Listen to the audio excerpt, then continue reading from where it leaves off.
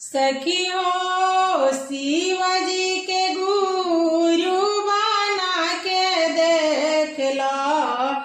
सखी हो शिव जी के गुरु बना के देख लो।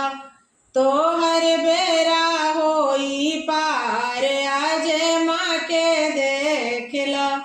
तो हर बेरा होई पार आज माँ के देख लो।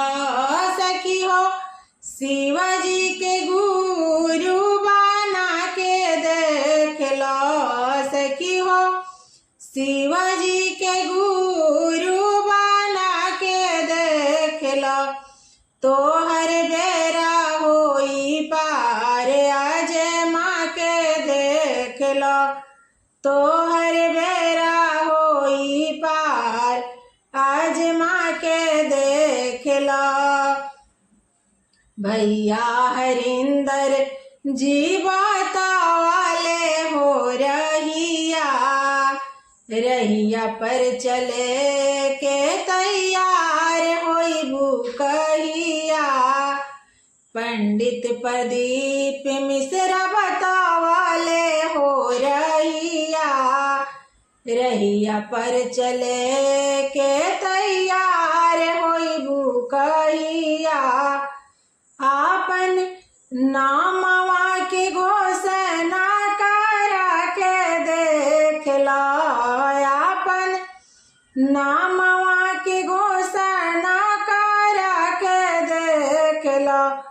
तो हर बेरा होई पार आज माँ के देख लो। तो हर बेरा होई पार आज माँ के देख लो। मंगी हाथ दया जब करी तो हर मान हो। सबका के साथ करिया रोज चर्चा संग हो।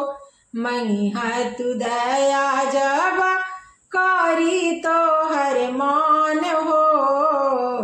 सबका के साथ करिया रोज चर्चा संग हो। एक बार नाम शिवाय अपना के देख लो। एक बार नाम शिवाय अपना के देख लो। तो हर बेरा होई पार आज माँ के देख लो। तो हर बेरा होई पार आज माँ के देख लो। दुनिया के गुरु हउए शिवा गुरु हमारो।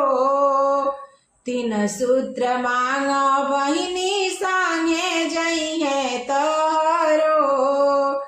दुनिया के गुरु हउए शिवा गुरु हमारो।